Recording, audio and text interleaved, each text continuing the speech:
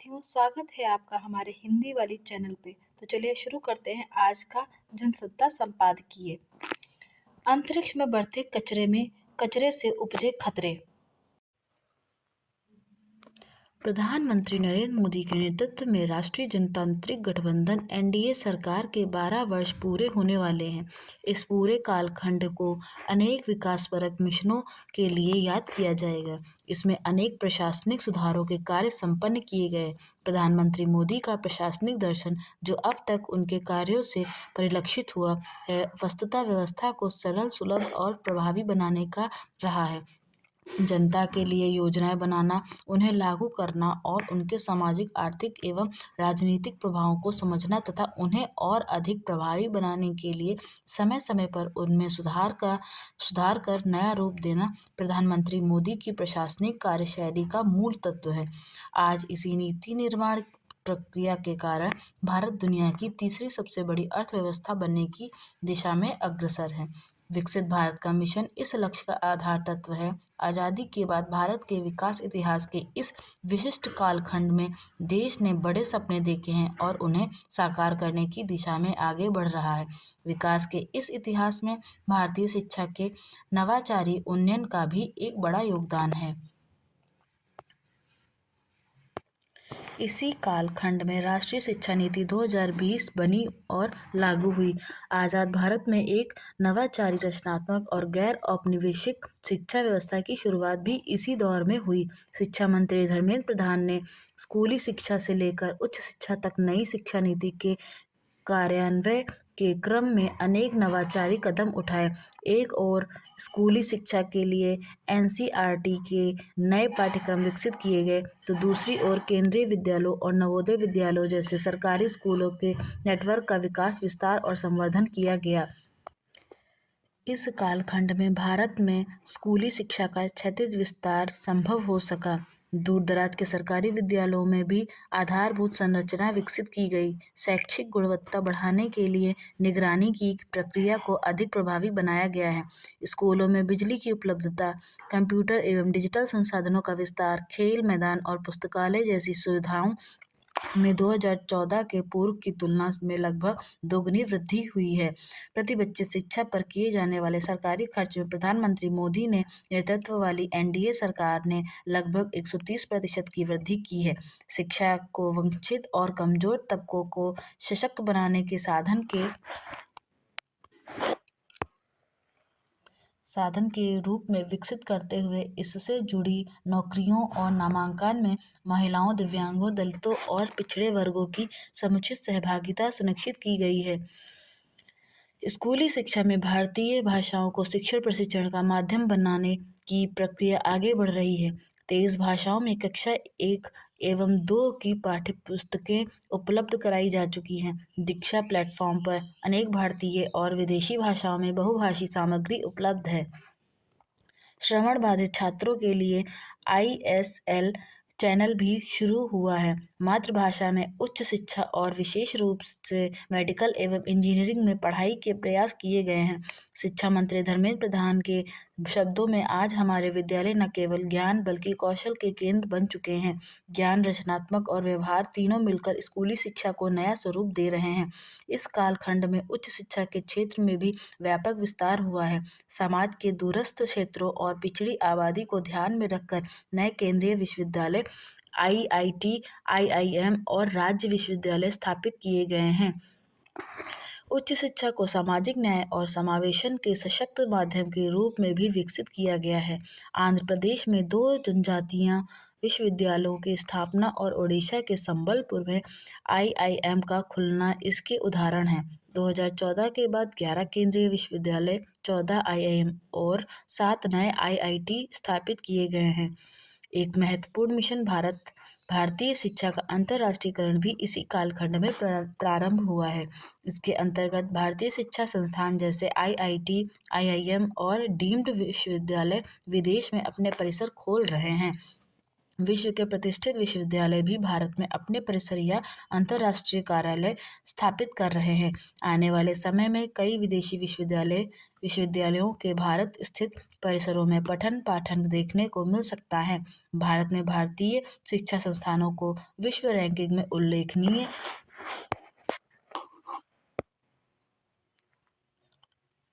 स्थान प्राप्त हो रहे हैं। भारतीय शिक्षा के अंतर्राष्ट्रीयकरण से शिक्षकों, छात्रों और संस्थानों को अंतर्राष्ट्रीय मंच मिलेगा एवं छात्रों को भारत में रहते हुए ही विश्व स्तरीय शिक्षा पद्धतियों का लाभ प्राप्त होगा। इससे गुणवत्ता आधारित प्रतिस्पर्धा भी उत्पन्न होगी। भारतीय उच्च शिक्षा संस्थानों को विदेशी विश्वविद्यालयों के समक्ष गुणवत्ता के स्तर पर प्रतिस्पर्धा के लिए स्वयं को तैयार करना होगा। इसके लिए विश्व स्तरीय शोध, सशक्त वैचारिक विमर्श और उच्च क्षमता वाले शिक्षकों से परिसरों को सुसज्जित करना आवश्यक है। भारतीय शोध उपलब्धियों को अंतर्राष्ट्रीय संवाद और प्रकाशनों के माध्यम से वैश्विक पहचान दिलानी होगी। वास्तव में भारतीय शिक्षा का अंतर्राष्ट्रीयकरण हम सबके लिए एक महत्वपूर्ण सामूहिक मिशन होना चाहिए। इसके अंतर्गत हमारा लक्ष्य शिक्षा की गुणवत्ता के संवर्धन के साथ साथ भारतीय विकास का एक वैश्विक वृत्तांत रचना भी होना चाहिए। इससे न केवल विकसित भारत का मिशन सुदृढ़ होगा बल्कि वैश्विक स्तर पर भारत का प्रभाव भी बढ़ेगा। इस दिशा में भारतीय शिक्षा अधिष्ठान विधेयक 2024 सहायक सिद्ध होगा। इसका उद्देश्य शोध और शिक्षा को भविष्य की चुनौतियों के अनुरूप संगठित कर विश्व स्तरीय बनाना है। नए वर्ष में भारतीय शिक्षा विकसित भारत के मिशन के लिए मन, मानस और मस्तिष्क को गढ़ सके, यही हमारा लक्ष्य होना चाहिए।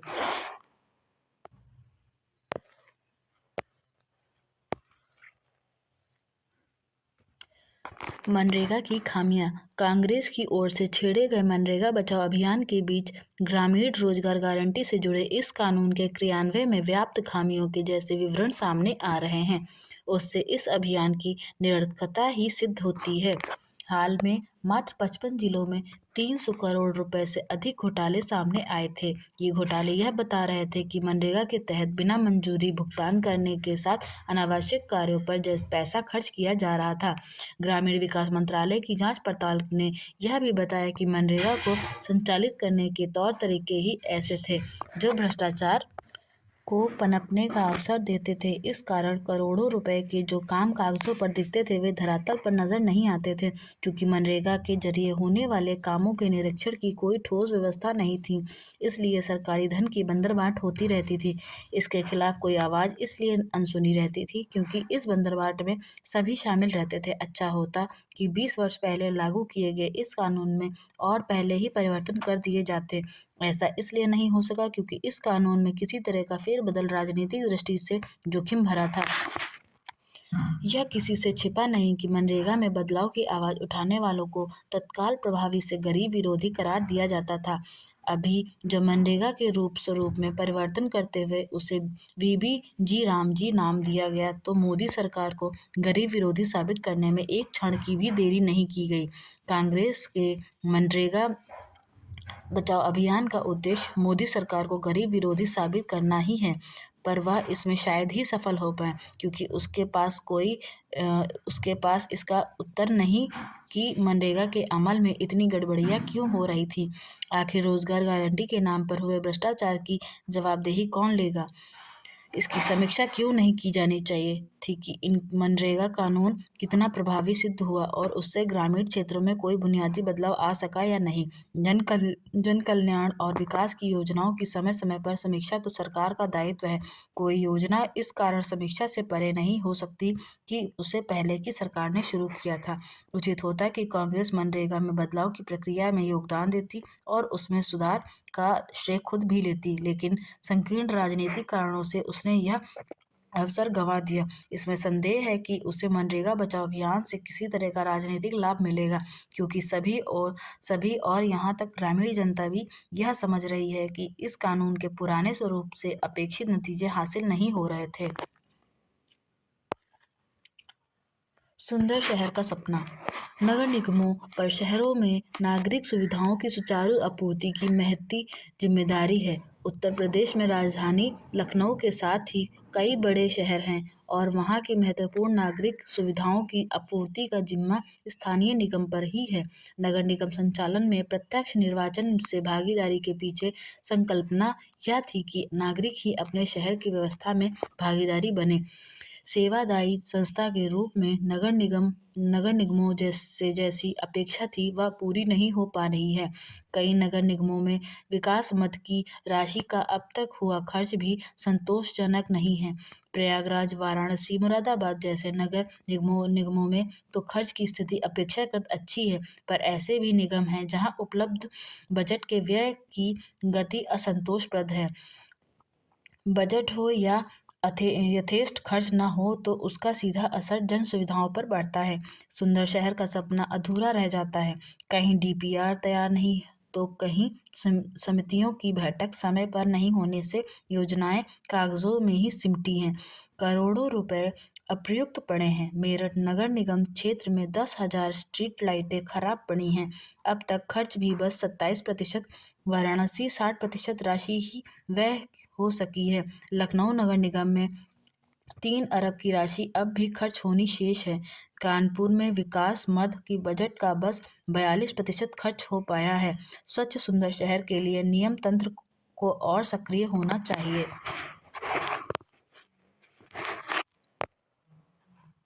जान लेते लापरवाह वाहन चालक। दिल्ली में बढ़ते सड़क हादसों को रोकने के लिए अब गलत दिशा में वाहन चलाने वालों पर न केवल चालान बल्कि आपराधिक कार्रवाई भी की जा रही है। यानी अभी तक जो लोग यातायात नियमों के उल्लंघन पर चालान देकर बच जाते थे, अब उनके खिलाफ एफआईआर दर्ज होने लगी है। इन मामलों में भारतीय न्याय संहिता 2023 की धारा 281 तेज लापरवाही से ड्राइविंग लगाई गई है, जिसके तहत दोषी पाए जाने पर 6 महीने तक की जेल या 1,000 रुपये तक का जुर्माना या दोनों का प्राविधान है। दिल्ली में पिछले कुछ सालों में गलत दिशा में वाहन चलाने के मामले तेजी से बढ़ रहे हैं। वर्ष 2025 में ऐसे 3,05,843 मामले सामने आए। वहीं 2024 में यह आंकड़ा 2,49,210 था। यह दर्शाता है कि गलत दिशा में वाहन चलाना सड़क दुर्घटनाओं का एक बड़ा कारण है, जिस पर नियंत्रण आवश्यक है। इसके चालक अपनी जान जोखिम में डालते हैं, बल्कि राहगीरों की जान भी खतरे में पड़ती है। देश में बढ़ती सड़क दुर्घटनाएं गंभीर चिंता का विषय बन चुकी हैं। इसके बावजूद शहरी इलाकों में गलत दिशा में वाहन चलाना आम बात हो गई है। लोग समय बचाने, ट्रैफिक से बचने या महज लापरवाही के कारण यातायात नियमों का उल्लंघन करते हैं। सड़क पर हर तीसरा ड्राइवर मोबाइल पर बात करते, हेडफोन और ईयरबड लगाकर तेज रफ्तार वाहन दौड़ाते नजर आ जाएगा। कुछ लोगों को सड़क के बीचों बीच रील्स बनाते और स्टंट करते हुए भी देखा जा सकता है। इससे सामने से आने वाले वाहनों, पैदल चलने वालों और साइकिल सवारों के लिए जानलेवा हालात पैदा होते हैं। कानून का उद्देश्य सजा देना नहीं बल्कि जीवन की रक्षा करना है। ऐसे में दिल्ली सरकार का निर्णय केवल ट्रैफिक व्यवस्था से नहीं बल्कि सामाजिक अनुशासन, नागरिक जिम्मेदारी और सड़क सुरक्षा से भी जुड़ा हुआ है। यह स्पष्ट करता है कि थोड़ी सी गलती कहकर जान जोखिम में डालने की मानसिकता अब स्वीकार नहीं है। अगर इसे पारदर्शिता और जागरूकता के साथ लागू किया गया तो इससे न केवल गलत दिशा में वाहन चलाने की प्रवृत्ति घटेगी, बल्कि एक अनुशासित और सुरक्षित सड़क संस्कृति विकसित होगी। इससे समाज में भी यह संदेश जाएगा कि सड़क पर लापरवाही भी अपराध है, न कि छोटी गलती। देश में गलत दिशा में वाहन चलाने की समस्या गंभीर है, इसलिए इस तरह का कानून पूरे देश में लागू होना चाहिए। हर राज्य की यातायात स्थिति और सड़क संरचना अलग होती है। ऐसे में इसे स्थानीय परिस्थितियों को ध्यान में रखते हुए लागू करना होगा। साथ ही यह सुनिश्चित करना होगा कि इसका दुरुपयोग न हो और आम नागरिक अनावश्यक उत्पीड़न का शिकार न बने।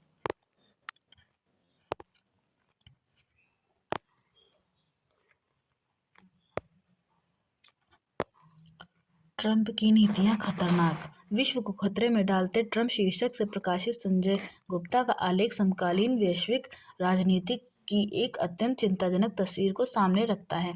आलेख में जिस स्पष्टता और तथ्यपरकता के साथ अमेरिकी राष्ट्रपति डोनाल्ड ट्रंप की आक्रामक, अहंकारी और एकांगी नीतियों का विश्लेषण किया गया है, वह पाठकों को सोचने पर विवश करता है। ट्रंप का व्यवहार अब केवल अमेरिका की आंतरिक राजनीति तक सीमित नहीं रह गया है, बल्कि वह पूरी विश्व व्यवस्था के लिए खतरे की घंटी बनता जा रहा है। अंतर्राष्ट्रीय कानूनों, संयुक्त राष्ट्र जैसी संस्थाओं और वैश्विक सहमति की अवहेलना कर एक तरफा निर्णय थोपना महाशक्ति होने का नहीं, बल्कि वैश्विक अराजकता को आमंत्रण देने का संकेत है। आलेख में यह बात विशेष रूप से रेखांकित की गई है कि शक्ति का दुरुपयोग जब अहंकार से जुड़ जाता है, तब उसका परिणाम केवल युद्ध, अस्थिरता और अविश्वास ही होता है। आज छोटे और विकासशील देशों के लिए यह समझना आवश्यक हो गया है कि यह तथाकथित मित्रता केवल स्वार्थ सिद्ध तक सीमित रहती है। ट्रंप की नीतियां यह संदेश देती हैं कि अमेरिका अपने हितों के लिए किसी भी सीमा तक जा सकता है, चाहे उससे विश्व शांति को कितना ही नुकसान क्यों न पहुंचे। संस्कारों का क्षरण। समाज जितनी तेजी से आधुनिक होता जा रहा है, उतनी ही असुरक्षा भी बढ़ती जा रही है। पर्व, त्योहार और उत्साह पूरी तरह नशे की गिरफ्त में होने से उनका असली मकसद भी गुम होता जा रहा है। इन दिनों जन्मदिन मनाने का बड़ा चलन हो गया है। आधुनिक समाज में जन्मदिन जैसी निजी अवसर भी अब दिखावे और उन्मुक्त उपभोग के प्रतीक बनते जा रहे हैं। खासकर युवाओं में देर रात तक ढाबों, रिसोर्ट्स, कैफे और पब में जन्मदिन मनाने की प्रवृत्ति तेजी से बढ़ी है। पहले जहां यह उत्सव शाम तक सीमित रहता था, वहीं अब रात 12 बजे केक काटना और उसके बाद शराबखोरी एक तरह का चलन बन चुका है। इस माहौल में उत्साह के साथ साथ विवेक भी अक्सर खो जाता है। देर रात तक खाने पीने और शराब के नशे के बाद युवाओं की शारीरिक और मानसिक स्थिति ऐसी नहीं रहती कि वे सुरक्षित ढंग से घर लौट सके। नींद की कमी, थकान और नशे का असर मिलाकर वाहन चलाने की क्षमता को कमजोर कर देता है। परिणाम स्वरूप सड़क दुर्घटनाओं की आशंका कई गुना बढ़ जाती है। आए दिन खबरें आती हैं कि जन्मदिन की पार्टी से लौटते समय हुई दुर्घटना में किसी युवा की जान चली गई या परिवार उजड़ गया। यह चिंता का विषय है कि एक दिन की खुशी के लिए जीवन भर का दुख मोल लिया जा रहा है। जरूरत इस बात की है कि समाज, परिवार और स्वयं युवा इस प्रवृत्ति पर आत्मचिंतन करे।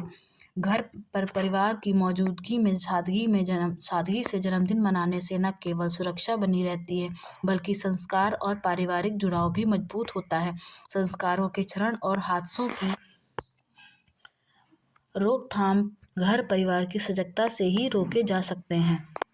जातिवाद एक सामाजिक बीमारी। यह विडंबना ही है कि आधुनिकता, तकनीकी और विकास की बात करने वाला समाज आज भी व्यक्ति की पहचान उसके जन्म से तय करता है, न कि उसके कर्म से। राजनीति में जाति का उपयोग भी जातिवाद को जीवित रखता है। अब समय आ गया है कि राजनीतिक दल जाति की बजाय शिक्षा, स्वास्थ्य, रोजगार और विकास को मुख्य मुद्दा बनाए। सामाजिक स्तर पर अंतरजातीय विवाह, संवाद और मीडिया की सकारात्मक भूमिका जातिगत दीवारों को तोड़ सकती है। समाज को यह स्वीकार करना होगा कि जाति नहीं, मानवता सबसे बड़ी पहचान है।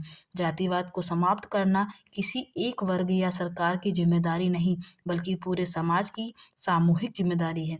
जब सोच बदलेगा, तभी समाज बदलेगा और तभी एक सशक्त, समता मूलक भारत का निर्माण संभव होगा।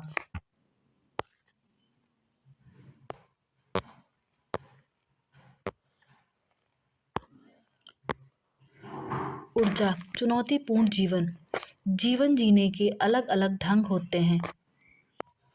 एक तो आलस से भरा जीवन होता है। आलसी व्यक्ति हर काम कल के ऊपर टालता है। नतीजा यह होता है कि कामों का जब लग जाता है, तब वह परेशान होने लगता है। इसमें बहुत सारे सुअवसरों से वह चूक जाता है। दूसरी तरह के व्यक्ति यथास्थितिवादी होते हैं, जो जैसा हो रहा है उसी के अनुकूल अपने को ढाल लेते हैं। ऐसी स्थिति में वे जहाँ हैं वहीं के रह जाते हैं। तीसरे प्रकार के लोग चुनौतीपूर्ण जीवन जीते हैं और चुनौतियों पर विजय प्राप्त कर अपना नाम रोशन करते हैं। गोस्वामी तुलसीदास ने मर्यादा पुरुषोत्तम श्री राम के चुनौतीपूर्ण कार्यों का उल्लेख करते हुए लिखा है, पिताम दीनः मोहि कानन राजू, जहाँ सब भांति मोर बड़ काजू। इसमें श्री राम माँ कौशल्या के पास जाकर कहते हैं कि पिता ने मुझे जंगल का राज दिया है जहाँ बड़े काम का अवसर मिलेगा। माता कौशल्या समझ गई कि श्री राम जंगल की चुनौतियों से जूझने जा रहे हैं। स्वाभाविक है कि जंगल का जीवन आसान नहीं था।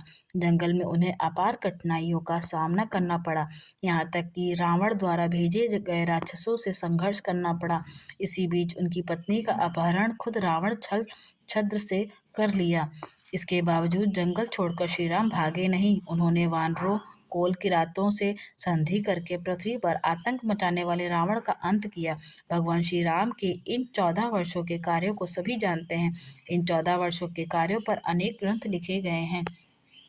जबकि उन्होंने अयोध्या में हजारों वर्ष तक शासन किया, उसे कोई नहीं जानता। भगवान राम चुनौतियों के रास्ते को चुनकर एक संदेश भी देते हैं कि जो संघर्ष करता है नाम उसी का होता है। अतः हमें चुनौतियों से डरना नहीं चाहिए। जहाँ कहीं विपरीत स्थिति दिखाई पड़े उससे जूझने का प्रयास करें।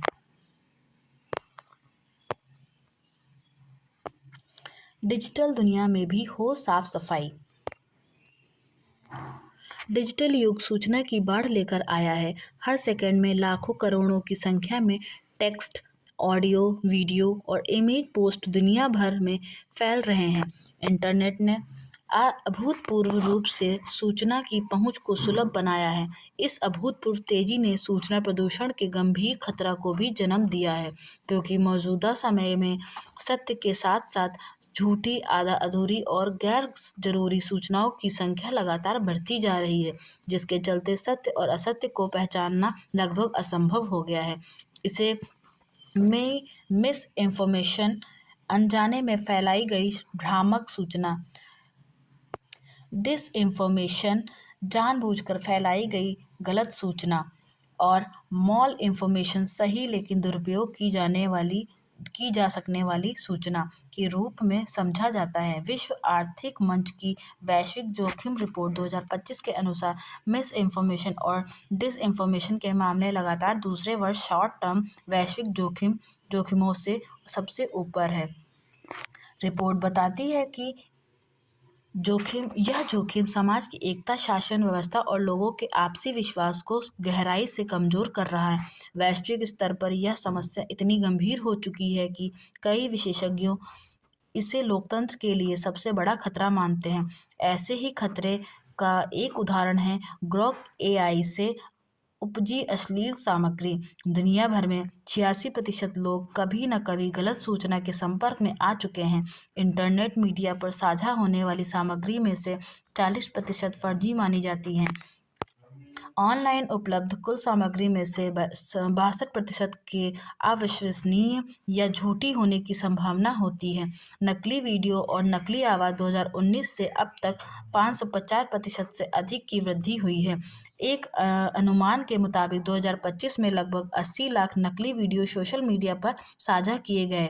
भारत इस समस्या का सबसे बड़ा केंद्र बन चुका है। विश्व आर्थिक मंच की 2024 और 2025 की रिपोर्ट में भारत को गलत सूचना और जानबूझकर झूठी सूचना के सबसे ज़्यादा जोखिम वाले देश के रूप में लगातार शीर्ष पर रखा गया है। भारत में लगभग 90 करोड़ इंटरनेट उपयोगकर्ता हैं। इतनी बड़ी डिजिटल आबादी के साथ भारत में सूचना प्रदूषण का प्रभाव कई स्तरों पर दिखता है। यह चुनावों को प्रभावित करता है, सामाजिक सद्भाव को तोड़ता है और हिंसा को भड़काता है। भारत में सूचना प्रदूषण का सबसे बड़ा स्रोत डिजिटल मीडिया है। 2023 की एक रिपोर्ट के अनुसार व्हाट्सएप पर 64% गलत सूचना फैलाती है। उसके बाद फेसबुक पर 18% और एक्स पर 12% होता है। इंटरनेट मीडिया पर फैलाने वाली फर्जी खबरों का 77.4% हिस्सा डिजिटल मीडिया, 23% मुख्यधारा के संचार माध्यमों से तथा शेष अन्य माध्यमों से आता है। इन फर्जी पोस्टों में सर्वाधिक 46% राजनीतिक होते हैं। उसके बाद 33.6% सामान्य मुद्दों और 16.8% धार्मिक मुद्दों पर केंद्रित होते हैं। इन तीनों को मिलाकर देखें तो इंटरनेट मीडिया पर फर्जी खबरों की हिस्सेदारी 96.4% होती है। राजनीतिक फेक न्यूज़ चुनावों में सबसे खतरनाक साबित होती है। 2024 के लोकसभा चुनावों में एआई से बनी सामग्री का उपयोग अभूतपूर्व स्तर पर हुआ। 5 करोड़ से अधिक कृत्रिम आवाज वाली कॉल मतदाताओं तक पहुंचाई गई। 2025 में भी यह सिलसिला जारी रहा। बिहार विधानसभा चुनावों में एआई से बने नकली वीडियो, नकली ऑडियो और व्यक्तिगत संदेशों का बड़े पैमाने पर इस्तेमाल हुआ। चुनाव आयोग ने एआई को चिन्हित करने के निर्देश दिए, लेकिन दर्जनों शिकायतों के बावजूद अधिकांश नकली सामग्री पकड़ में नहीं आई। सूचना प्रदूषण के प्रभाव विनाशकारी हैं। धार्मिक और जातीय आधार पर फर्जी वीडियो दंगों को भड़काते हैं तथा चुनावों के दौरान मतदाताओं को गुमराह करते हैं। वैश्विक स्तर पर जानबूझकर झूठी सूचना से हर साल लगभग 78 अरब डॉलर का नुकसान होने का अनुमान लगाया जाता है, जिसमें शेयर बाजार में अस्थिरता और ठगी के मामले शामिल हैं। इसमें व्यक्तिगत स्तर पर लोगों का सत्य पर विश्वास कम होता है, निर्णय लेना मुश्किल हो जाता है और मानसिक स्वास्थ्य प्रभावित होता है। इस समस्या का समाधान बहुस्तरीय होना चाहिए। सबसे पहले व्यक्तिगत स्तर पर डिजिटल साक्षरता जरूरी है। हर सूचना पर सवाल उठाना चाहिए, जैसे सूचना स्रोत कौन है, इसमें कही गई बातों का सबूत क्या है, या डिजिटल मीडिया मंचों को एआई आधारित पहचान और फैक्ट चेक को मजबूत करना चाहिए। इस संदर्भ में चुनाव आयोग के दिशा निर्देश मौजूद हैं, लेकिन इन्हें अभिव्यक्त की स्वतंत्रता पर अंकुश लगाए बगैर सख्ती से लागू करने की जरूरत है। इस समस्या को रोकने में फैक्ट चेक करने वाले संगठन महत्वपूर्ण भूमिका निभा रहे हैं। शिक्षा विभाग को स्कूल कॉलेज स्तर पर डिजिटल साक्षरता को अनिवार्य विषय बनाना चाहिए। सूचना प्रदूषण को यदि हम समय रहते नियंत्रित नहीं कर पाए तो सत्य की जगह झूठ, विश्वास की जगह संदेह और सद्भाव की जगह नफरत हावी हो जाएगी। इंटरनेट ने दुनिया को जोड़ा है, लेकिन अब इसे साफ सुथरा रखना सबकी जिम्मेदारी है।